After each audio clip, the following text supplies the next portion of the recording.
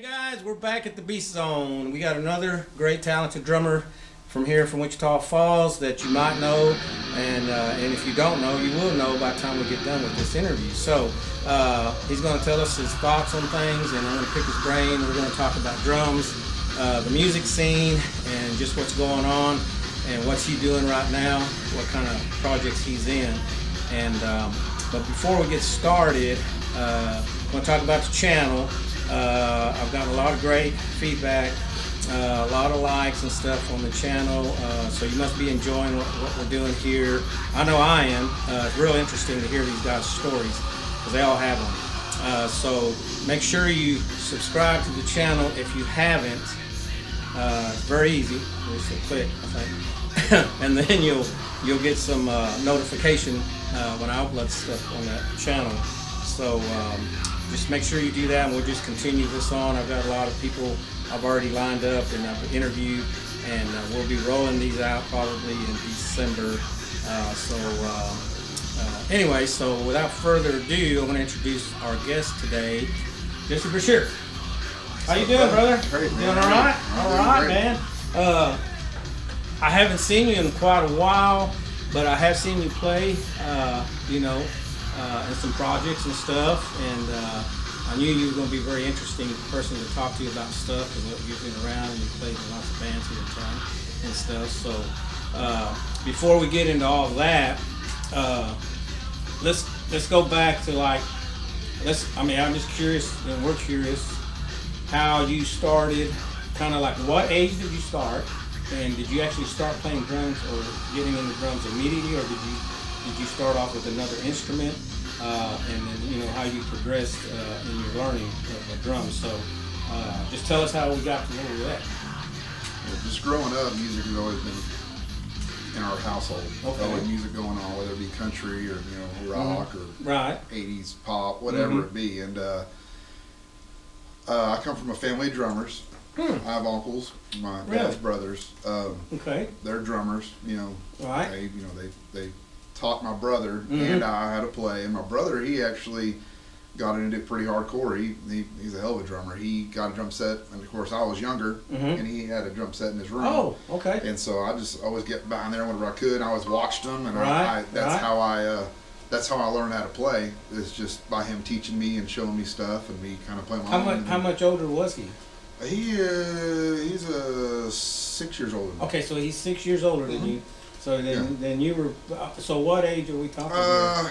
Shoot, I was in junior high. Oh, okay. Like sixth grade. Okay. Yeah, I was probably in sixth grade, and even a little bit in so 12, 13 years old, something like that? Yeah. I started getting into it, and then after that, I just I really didn't touch the drums for a whole lot of time. I've always listened to rock and metal and a lot of rap, hip hop stuff. Right. And then senior year in high school came along, and I started trying to figure out what it is that I was going to do. Right. What should I do? Yeah. Right. And with my life, and I was leaning more towards joining the military after I graduated. Right. And then, am I taking off too much on this story? Or No. Just keep on rolling, brother. Keep on rolling. I'll just keep on going. Just keep on talking. Just tell me when to stop. I had some buddies that hit me up and said, "Hey, I remember you told me you know how to play the drums." I said, "Yeah." And he called me up, and we high school friends. High school friends. Okay. Yeah. It was Stephen Weaver. Okay. That's who it was. Anyway, he hit me up and said, "Hey, I got some buddies over here," and it's a bunch of guys that I went to high school with. They were actually a year older than me. Right. It was Simeon and Joey and Keith. Now, is that here in Wichita Falls, or is that? That was actually in Owl Park. Okay, we were off in Owl Park. My first band downstairs. Okay. We were off in Owl Park. Okay. He hit me up and said, "Hey, come over here and jam with us." And so I went over there to the house, and I didn't know the guys that I was jamming with didn't play either, so we were just kind of looking at each other and like, okay, well, let's play. Yeah. And we actually wrote a song that night. Really? And that was the beginning of Downstairs. Okay. And that was my first band. Now, was that original music or cover original stuff? Really? All original. That's awesome. We did have a few cover songs we'd play, but nothing. We'd do like Zombie from the Cranberries, or do a couple, couple Toadies covers, stuff like that. But nothing. It was all original. All original. That's good. That's good. Yeah, and that was the first band. So did y'all all share in the writing, or did somebody just say, "Hey, I got a bunch of riffs and let's put something together"? It all depended. Simeon, he was always good at having material as far as you know, lyric wise, and somebody I'd kick it off with a cool riff, I kick it off with a cool beat. Yeah, right. Anything just to kind of trigger and get the flame going. So the drums you're playing at that point, how did you get that? It's not your brother's drums, is it? No. Okay, I was gonna say. Surely you didn't take his drums. I started off on a pretty shitty drum set. Okay. And then after about a year or so of me knowing that was something I was, really going to be doing for a while. Right. My dad let me bought me a kit from Musician's Friend as a Tama rock star. Okay. That was my first new kit that I got that was mine. Yeah, that's awesome. And so that was my first kit. So really. Yeah. So from that point, how long did you continue? Or did y'all break up and then you formed another band? I mean, how did you progress to the next process? After Downstairs, I mean, we had the original guys leave. We had guys come in and come out, and it was yeah, and we all moved down to Austin. Oh, okay. After a few years of being here, I was probably 03, 02 or 03. Okay. Because we started in 2000, right. we all went down to Austin, and it was, it's music capital. It kind of kicked our asses in a lot of ways, but in a lot of ways it did good. Depends on what day it was. We played big shows. We do some South by Southwest shows, and it was badass. Awesome, and then awesome. And play on 6th Street and stuff like that. And it was really cool. And sometimes we'd be like, there's just too many bands here. So it's just. Do you still have the name Downstairs? Or right now? No. Oh, at this time in Austin, yes. Okay, yeah, so we were you still have that same name. Yeah, we were still downstairs at that time. Okay. And we were down there for a few years, and then our bass player and our original guitar player left. Okay. And then we ended up moving back here. Came home with our tail between our legs. Not really. No, it was really cool. That was our college. Sure. We had all of our buddies that wasn't playing music. They're going off to college to get their degree. Yeah, that was our college. Okay, that's so that's where we got our diplomas down there. There you go. And in rock and music. So so that happened, and for some reason, it seems like when we came back here is when stuff really started coming off. We started going on tour a lot, really playing some big shows, That's awesome. doing a lot of cool. We went on tour with a band called Non-Point. Really? Head from Korn when he went off on his own. We went and toured, we went and did some touring with him. Well, how was the connection made? I mean, how was you able to do that? Do you have a management company? We had a guy that lived out of I think he was in Fort Worth, and he had a lot of connections as far as getting gigs with big bands, touring bands coming through, and we just got in good with him and kept good communication with him, and he would come in town and watch us play a show, and he saw something in us, and I'm glad he did, and we were allowed to play some pretty big shows with a lot of big bands. So did you have recorded material? Yes, yeah. We started recording immediately. After about 6 months of being together, we had our first album. Oh wow! Yeah, we did that at what are they called? Loft? The Loft Studios in Henrietta was our first album. Really? Yeah, it was actually like in a 2-story loft in one of the old buildings in downtown Henrietta. So. That was our first album, and then we recorded. Awesome, we recorded quite a bit, and then we dropped 2 albums while we were in Austin. Okay. And then when we came back here, for our last, not for our last one, but our second to last album with Downstairs. It was after we moved here, but we had gone back down to Austin to record with a guy that there's a band that we. Used to play with quite a bit called At All Cost. The guy that did there, Rory Phillips is his name. He recorded and produced our second to last, Cobras and Matadors was the name of the album. And that was when we lived here, but we traveled down there to record it.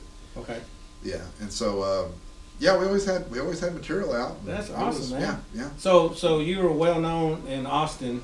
Because you've already played. Yeah, we had songs. We had some songs they played on the radio and stuff. We got some radio play, and it was. Our name was getting out there. It was really good. It's just saturated with so much different styles of music. Oh yeah, because we're kind of like in the hard rock / metal kind of a. So this is going to be what year are we talking? I mean, kind of. This is creeping up around when we moved back here. We're creeping up around 05, 06. Okay. Oh, okay. Yeah. Okay. 05, 06. Yeah. Okay. So take us from that point. a little further, and what happened? I mean, did it keep going? I mean? Yeah, and actually, after doing playing some big shows and stuff, we got on with our guy down in the DFW area. He lined us out with some shows with like Drown and Pool and Pop Evil. Wow. We had a big show down in Lubbock and stuff we played in. And after that, our vocalist Simeon, he decided to leave the band, which hey, it was awesome. You know, it was great. He's such a great dude. Right. He left the band, and we had a song that we had on our last album, Downstairs album. It's called 264 Rose Lawn. Okay. Such a badass song. Yeah. And that was Simeon's song. He's the one who wrote that song. Really? And I thought a cool name for a band would be Rose Lawn. Yeah. Because I liked that name. Yeah. And I was like, hey, Rose Lawn would be cool. Yeah. And so I respectfully asked Simeon, hey, you know, you mind if we name our next band Rose Lawn? And at that time, my buddy Brant Holmes was in the band in Rose Lawn with us. Yeah. And we moved him over to vocals. Yeah. So he was doing vocals and guitar at rhythm. And then by that time, we'd already had Brennan and Max in the band. And we formed Rose Lawn. Y'all used to practice downtown, didn't you? We, in Rose Lawn, no, we had one on the way out of town on 281. Those little buildings that were kind of stacked up. Yes. Before you get to the crossroad to go to Lake Arrowhead, those little buildings. Yes, I know exactly what you're talking about. We were in one of those buildings. You were in one of those storage. You know place. what? I'm lying. We started there, and then we did have a jam pad downtown, right there next to Wichita Furniture. The only reason I say that is because when I used to go to the Tracy's Music, I want to say that was downstairs. Downstairs we had a jam pad in Tracy's Music, that building upstairs. Yes. That one downstairs. Okay, but across the street, the Rose Lawn was the Rose Lawn. We had our jam pad. I kind of remember that. I kind of remember that, but like I said, that was okay, so then you're doing that project.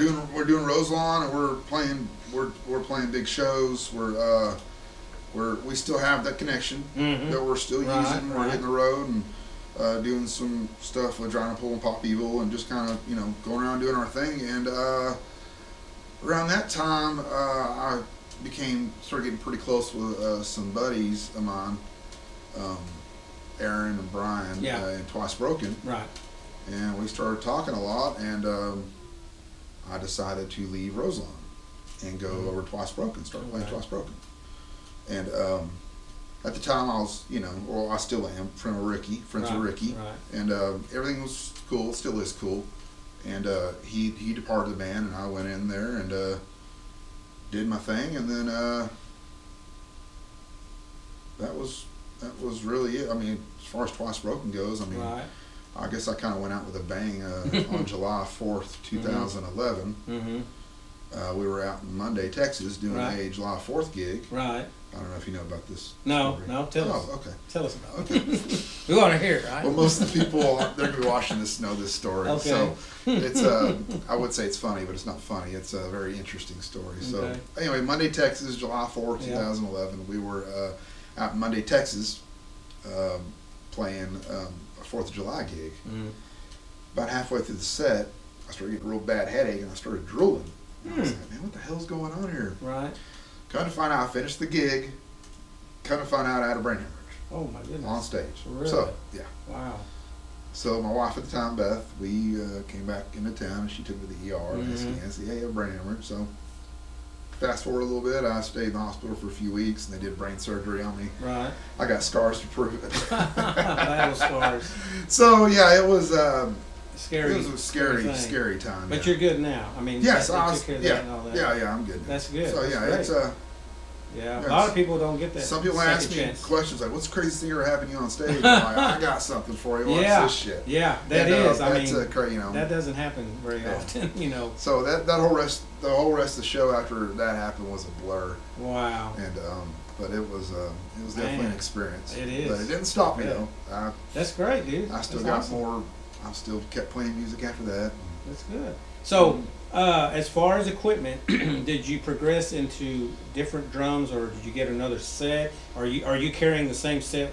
Oh no, throughout no. this, I mean, I'm sorry. Where did the drum sets change? Man, and downstairs. What did you go from what to what? Last kid I named off was The was ones you my got from, Rockstar. yeah. Okay, and after the Rockstar, I ended up graduating to a Mapex Orion kit Okay, yeah. that I got from this guy down in Austin that we had he played in another band. I became good buddies with him, and I ended up buying a Mapex Orion from him. Okay. And I got the kit from him, and I bought some stuff to kind of customize and make my own deal. Right. That's right about the time I really matured as far as like what kind of gear I'm going to use. My sounds. Yeah. Up to that point, I was really just focused on like being the best. Absolutely. I'm like, okay, now I'm going to start getting into the mechanics of it. Like, okay, what kind of wood, what kind of heads, kind of symbols and stuff. And that's when I kind of started really diving into my gear, and couldn't find out. I ended up liking Evans drum heads. Okay. And Sabian cymbals. And Vader drumsticks. Those are my big threes. That's awesome. And so, so I had the Orion kit, and then I went and I dipped down into the big early 2000s D drum fad that went on for a while. They made some good kits. Not saying they were okay. I see a few around here. Everybody's had one. Everybody's had one. Yeah. They make some good kits. Yeah. Affordable yet good drums. Yeah. I drove down to I did the D drum Dominion Dominion Ash. Is what I had. That's exactly what I have. Is the Ash? That's what these are. Right Okay, here. yeah.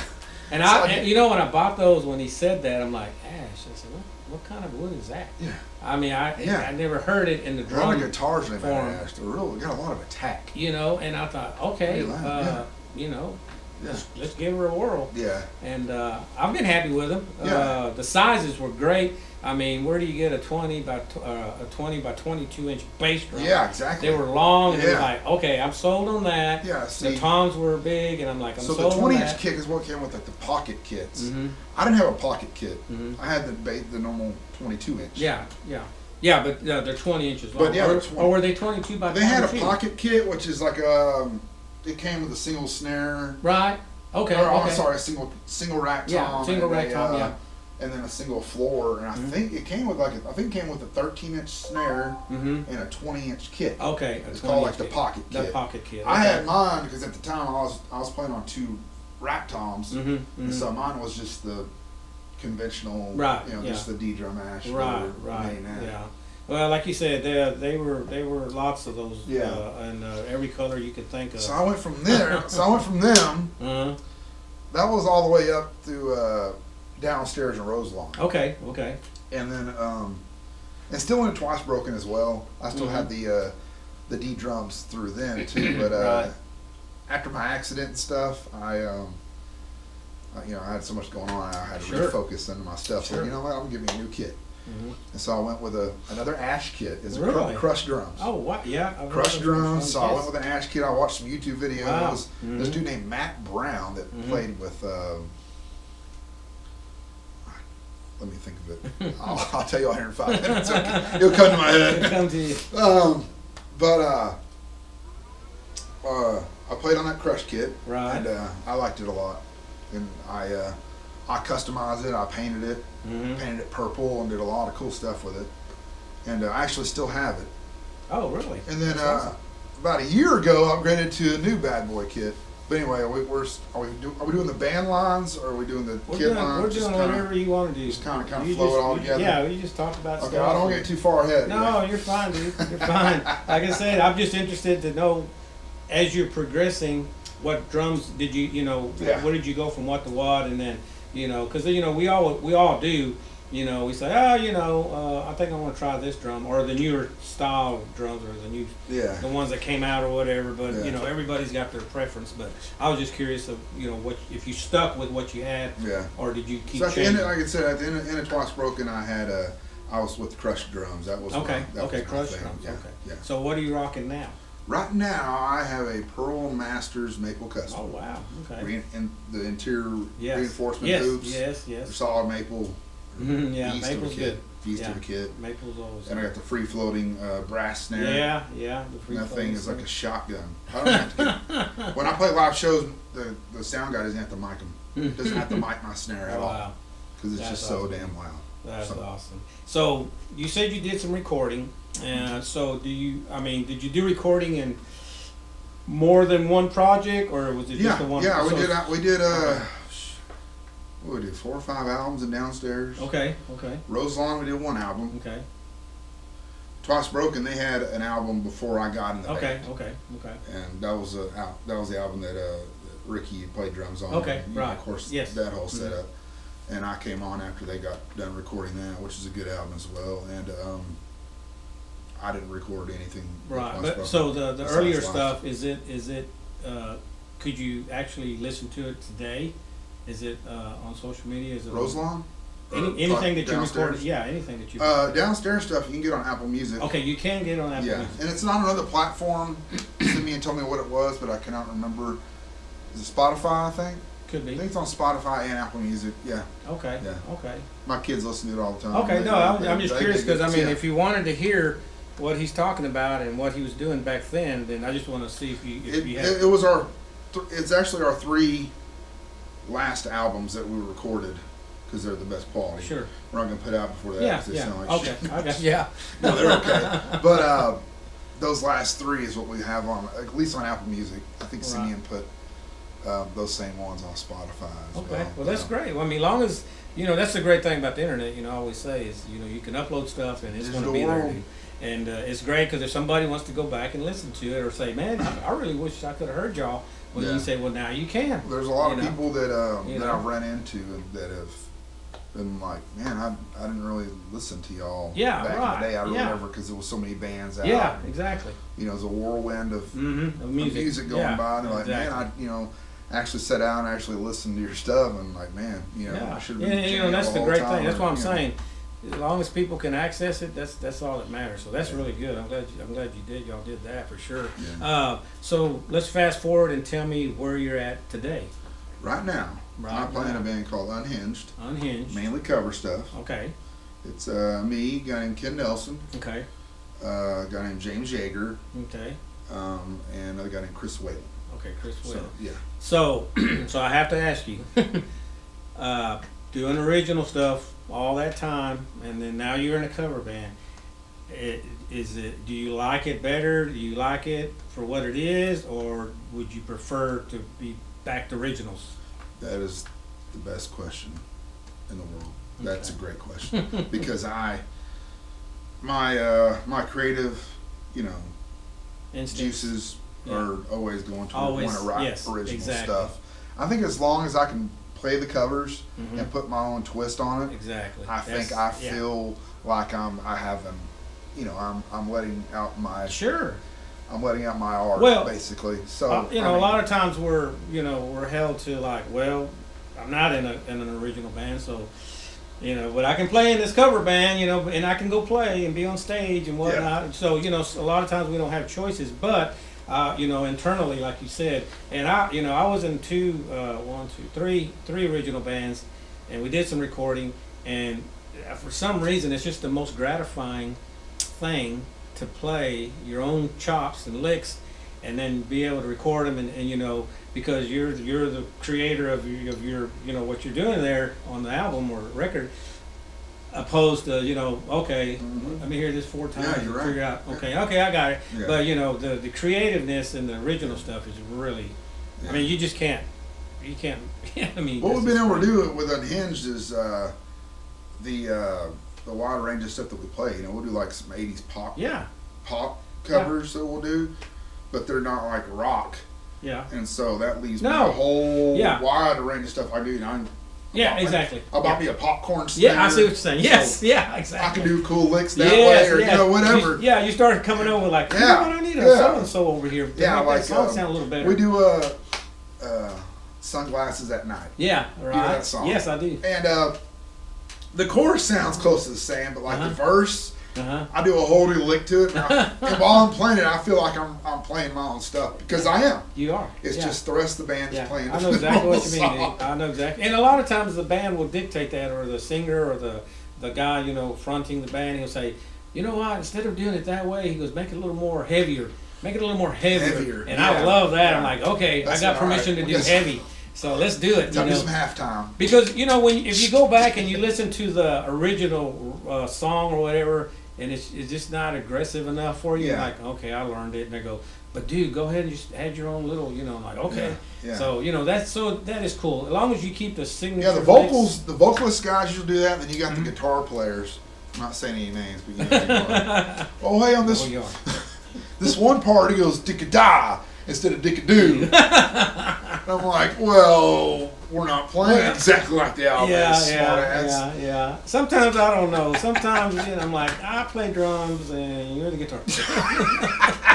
I want to do what I want. It's constructive criticism. It is constructive criticism. But you know what? I will do it. I will try it. And if I like it, I'll stick it. Yeah. Stick it in there. If I don't like it, then we're not doing it. So don't ass, ask me no more about it. If you don't hear it the next time we do it, that's because I didn't like it. I didn't like it. I didn't like it. Yeah, true. That's cool. So this band Unhinged. So how long have you been doing this project? I think Unhinged we've been doing it about a year and a half. Year and a half. Yeah, okay. yeah, it's going good. It's going really good. We got we had a lead singer named Shane, and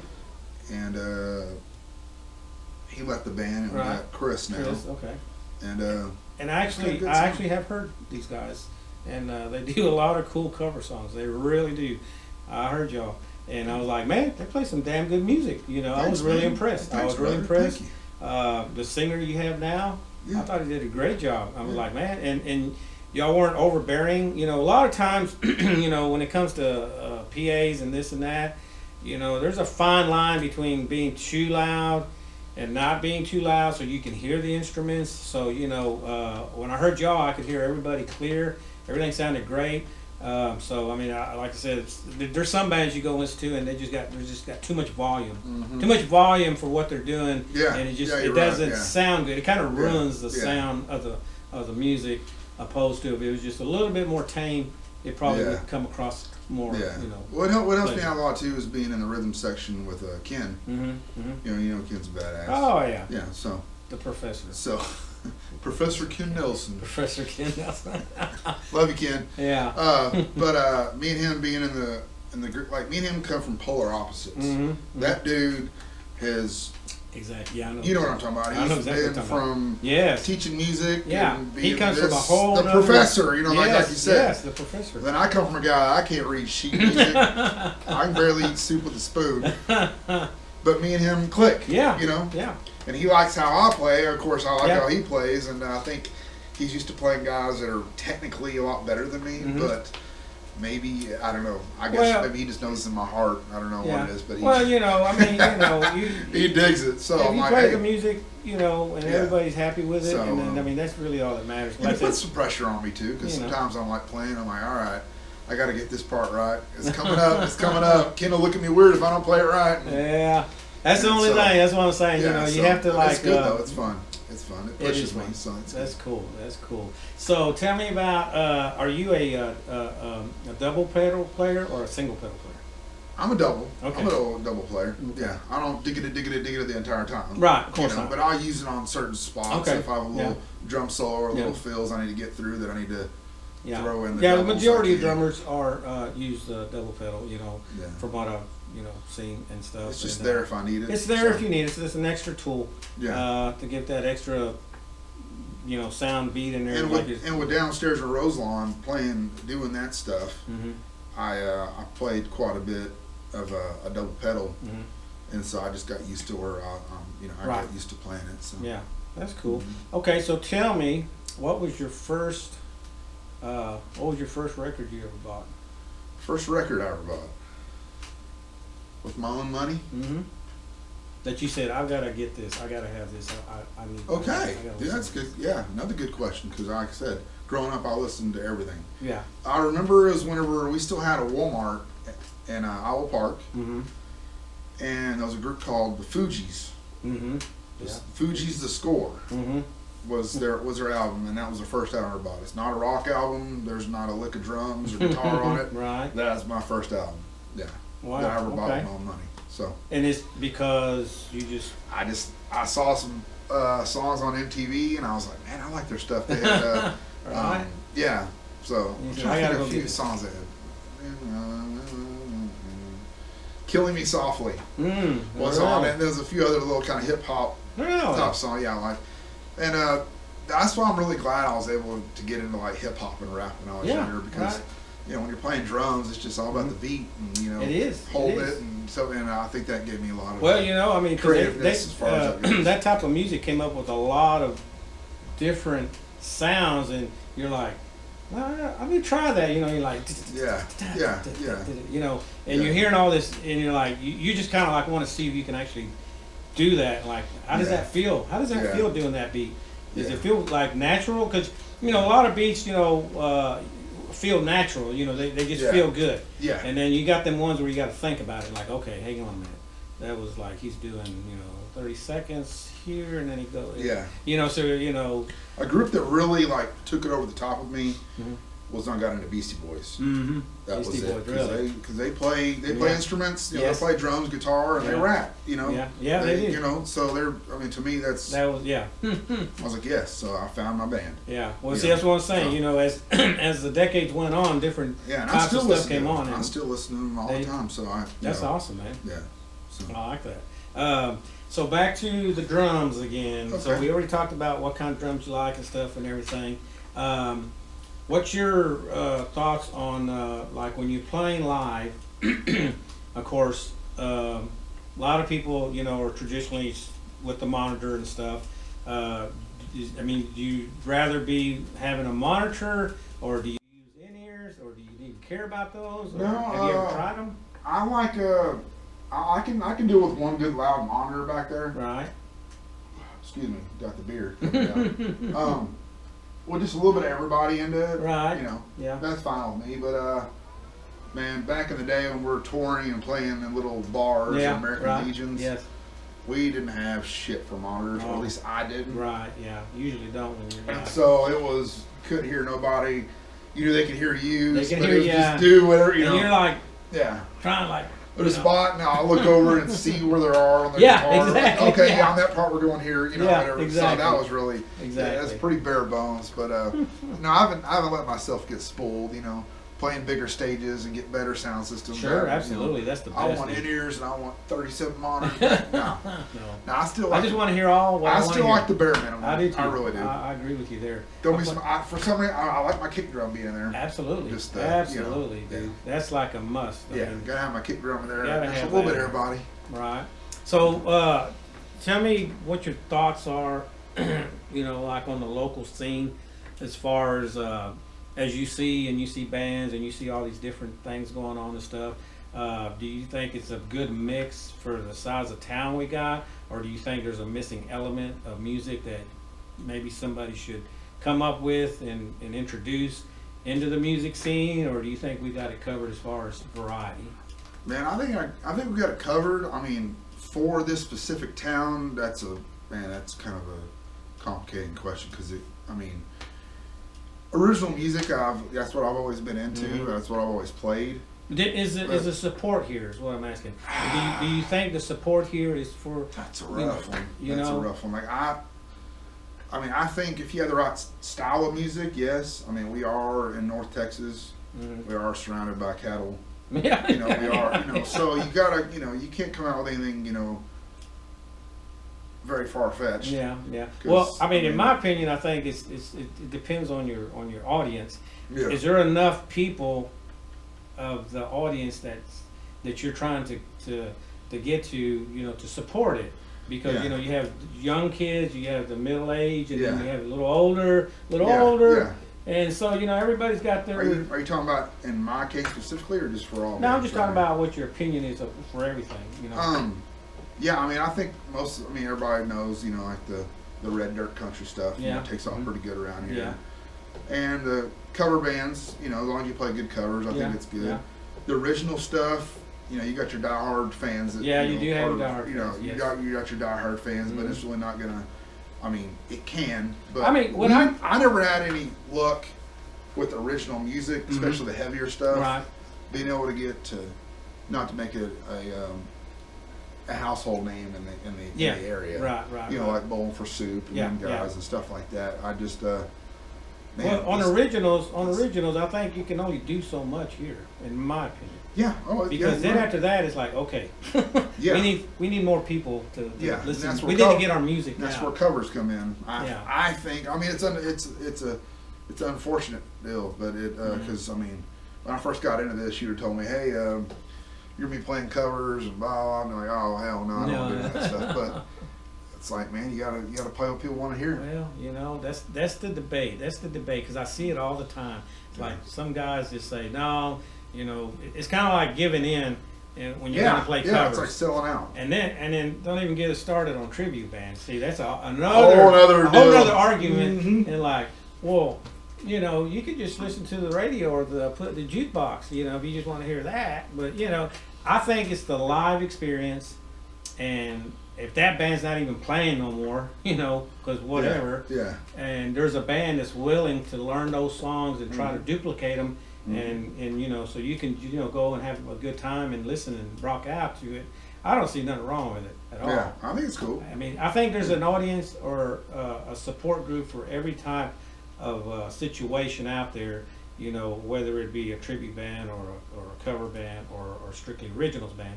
I mean, how much of a support, you know, varies. But I think, you know, everybody's got their own what they want to hear when they go out. And I think if you're a heavier band and you have originals, or you're mainly original band, I think Wichita Falls is good to use for a main base. Mm-hmm. Yes. Because you got Oklahoma City right here, you got DFW right there. Absolutely. Hang out here in Wichita, write your songs, save up your money, do everything as a main base. Yes. And then as soon as you can get the hell out of town to play shows, do that. Because then you have your material recorded. Yeah. You have merchandise. Yeah. You have a little bit of a following. You know, social media. Where you live here, your know, jobs here. And, just use it as a main base. Yeah.